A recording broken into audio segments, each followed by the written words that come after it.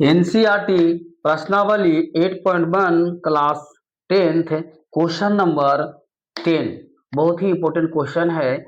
इसे ध्यान से देखेंगे, एक दो बार प्रैक्टिस करेंगे, आपको भी बनाने के लिए आ जाएगा। तो चलते हैं, सोल्व करते हैं। कैसे सोल्व करेंगे? जैसा कि आप लोगों को पता है कि इसमें सबसे पहले जो दिया रहता है उसे लिख लेते हैं। और इसमें कह रहा है त्रिभुज पी क्यू आर कैसा कोण कह रहा है? समकोण कह रहा है, समकोण कह रहा है। तो चलिए सबसे पहले जो दिया गया है उसको लिख लेते हैं, उसके आगे देखते हैं क्या है करना। चलिए लिखते हैं। दिया है, दिया है, दिया है, दिया है P R plus Q R equal to 25 centimetre और P Q equal to 5 centimetre. और बस कुछ नहीं दिया गया है, इतना ही निकालना है। लेकिन इसे बनाने के लिए हमें क्या बनाना होगा? एक समकोण त्रिभुज बनाना होगा, एक समकोण त्रिभुज बनाना होगा। चलिए समकोण त्रिभुज हम बना लेते हैं। इस प्रकार से दिया गया है, P दिया गया है, Q दिया गया है, R दिया गया है। Q समकोण कह रहा है, इसीलिए हम Q का यहाँ पे रखेंगे। ये हमारा 90 डिग्री हो गया। Q के सामने वाला जो भुजा होता है वो कर्ण होता है, याद रखेंगे। कर्ण होता है यानी कि H होता है, ये B होता है। चलिए ये P है यानी कि लंब है, ये आधार है इस त्रिभुज के लिए। तो अब क्या क्या बनाएंगे? दिया गया है पी क्यू। अब पी क्यू कौन सा है? ये। अब पी क्यू का मान दिया गया है 5 सेंटीमीटर। क्या नहीं दिया गया है? P R plus Q are बराबर 25 सेंटीमीटर। इसे हम कर देंगे समीकरण 1। समीकरण 1। चलिए अब आगे बनाएंगे। अब क्या करेंगे? ये कर्ण नहीं दिया गया है, कर्ण निकालेंगे। क्यू आर का मान नहीं दिया गया है, क्यू आर का मान निकालेंगे। तो कैसे निकालेंगे? चलिए क्या निकालते हैं, लिखेंगे पाइथागोरस प्रमेय से। पाइथागोरस प्रमेय से पी आर बराबर पी आर यानी कि कर्ण बराबर पी आर हो जाएगा रूट अंडर पी क्यू के स्क्वायर प्लस क्यू आर का स्क्वायर।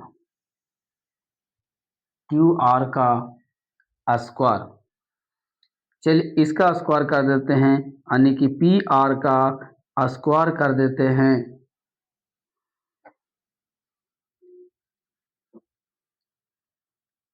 जानते हैं कि हम कर्ण स्क्वायर बराबर कर्ण स्क्वायर यानी कि कर्ण हमारा पी आर है, यानी कि पी आर का स्क्वायर बराबर हो जाएगा बराबर पी क्यू के स्क्वायर प्लस क्यू का फॉर्मूला लिख नहीं देता हूँ। फॉर्मूला होता है कर्ण स्क्वायर बराबर लंब का स्क्वायर प्लस आधार का स्क्वायर। कर्ण हमारा है पी आर, तो लिखेंगे पी आर के स्क्वायर। लंब हमारा है पी क्यू का स्क्वायर प्लस आधार हमारा क्यू आर है, तो क्यू आर के स्क्वायर बराबर। अब क्या करेंगे? हमें पी क्यू दिया गया है, पी क्यू को इधर लेके क्यू आर को इधर लेके चलाते हैं। ये देखिए पी आर स्क्वायर और क्यू आर को इधर लेके आएंगे तो हो जाएगा minus Q are square. Q plus में है, इधर लेके आएंगे तो क्यू आर स्क्वायर होगा। यहाँ पे जैसे रखा हुआ है रख देंगे पी क्यू के स्क्वायर।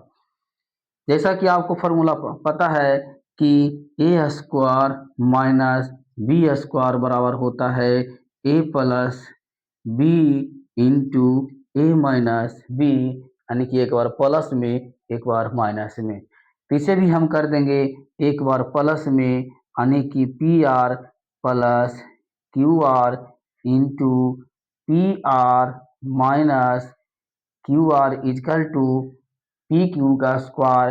अब पी क्यू का मान यहाँ पर दिया गया है, यहाँ भी फिलहाल रख देते हैं, पी क्यू ही रख देते हैं, पी क्यू का स्क्वायर। चलिए आगे बढ़ते हैं। P R plus Q are, यहाँ देख रहे हैं P R plus Q are का मान दिया गया है 25, तो यहाँ रख देते हैं 25 into into P R minus Q R equal to, अब पी क्यू का मान दिया गया है 5, 5 अब 5 का स्क्वायर भी हम कर देंगे। चलिए एक स्टेप और आगे बढ़ते हैं, इधर हो जाएगा 25 इंटू पी आर का P R minus Q R equal to 25, बराबर के इधर 25 है इधर 25 है, कट जाएगा तो क्या आ गया, P R minus Q R equal to 1, ये हो जाएगा समीकरण 2। अब हम क्या करेंगे, समीकरण 1 और 2 को हल कर देंगे और पी आर क्यू आर का मान निकाल देंगे। तो चलिए हल करते हैं। यहाँ लिखते हैं समीकरण समीकरण 1 और समीकरण 1 और 2 से, समीकरण 1 और 2 से समीकरण 1 क्या है, P R plus Q R equal to 25 equation 1 है। और देखिए P R minus Q R equal to 1, P R minus Q R equal to 1 equation 2। चलिए हल करते हैं। क्यू आर सेम है, क्यू आर से क्यू आर कैंसिल हो जाएगा। अब P R plus P R, 2 P R, ये दोनों जुड़ जाएगा तो हो जाएगा 2 पी आर इजकल टू 25 और 1 ये जोड़ देंगे तो 26 हो जाएगा। यानी कि पी आर इजकल टू 26, ये गुना में है, इधर जाएगा तो भागा में हो जाएगा बाई 2।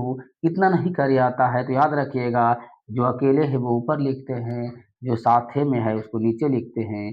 काट देंगे 13 13 26, यानी कि पी आर का मान आ गया 13, पी आर का मान आ गया 13, पी आर का मान आ गया 13। अब हमें क्या निकालना है, क्यू आर, यानी कि पी आर का मान आ गया 13, यानी कर्ण हमारा निकल गया 13।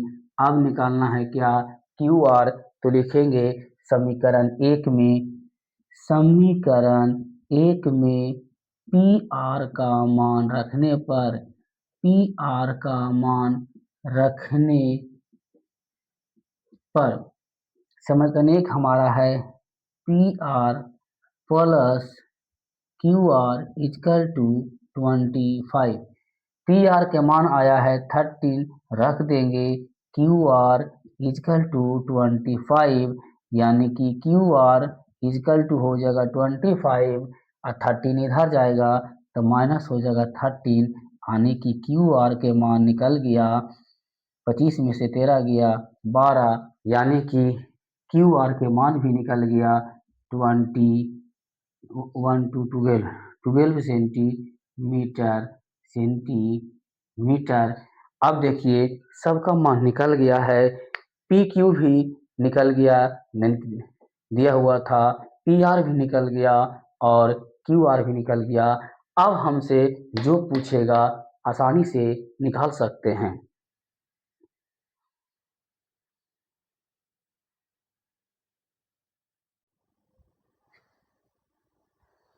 चलिए हमें क्या निकालना है, पहला निकालना है साइन पी, साइन पी का मान निकालना है तो साइन पी बराबर होगा, पहला तो फार्मूला आप जानते हैं लिखा हुआ है साइन थीटा बराबर एल बाई के, तो ये फार्मूला हो जाएगा एल बाई के, यानी कि लंब बटा कर्ण, लंब बटा कर्ण।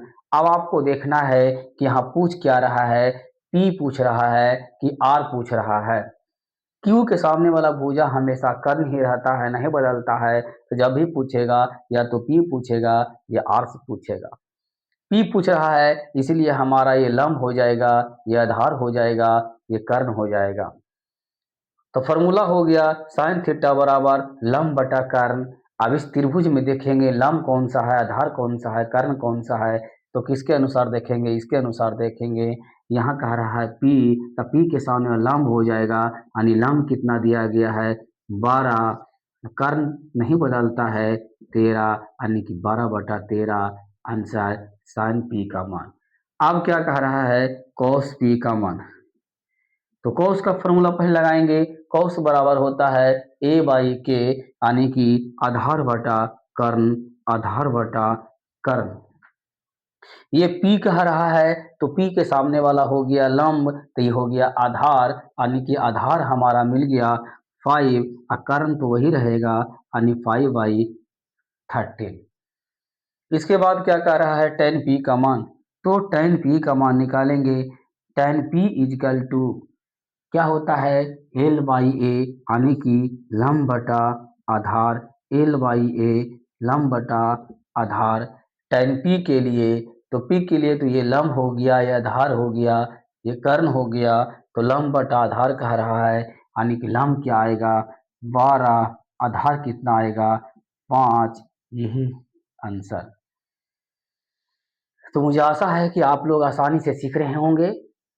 तो इस तरह के मैथ बनाने के लिए खास करके 8.1 का जो क्वेश्चन है उसे हल करने के लिए आपको पाइथागोरस प्रमेय का फॉर्मूला याद करना होगा, कर्ण बराबर लंब बराबर धार बराबर। और दूसरा बस कुछ नहीं करना है, लाल बटा कक्का को समझ लेना है। यहाँ साइन थीटा होता है, यहाँ कौशिक थीटा होता है, कॉस थीटा होता है, सेक थीटा होता है, टेन थीटा कॉस थीटा होता है। आपको आसानी से बनाने के लिए आ जाएगा, आना तो नहीं आएगा। यानी कि ये वाला और पाइथागोरस प्रमेय का कर्ण आधार लंब सीखना ही होगा, उसके बाद ये सब बनेगा। तीसरा बात आपको ध्यान देना होगा कि जो पूछता है उसके सामने वाला लंब होता है, आधार होता है, कर्ण तो बदलता ही नहीं है, कर्ण वही के वही रहेगा। तो आपको ध्यान देना होगा कि लंब आधार बदल जाएगा। चलिए नेक्स्ट क्वेश्चन नंबर 11।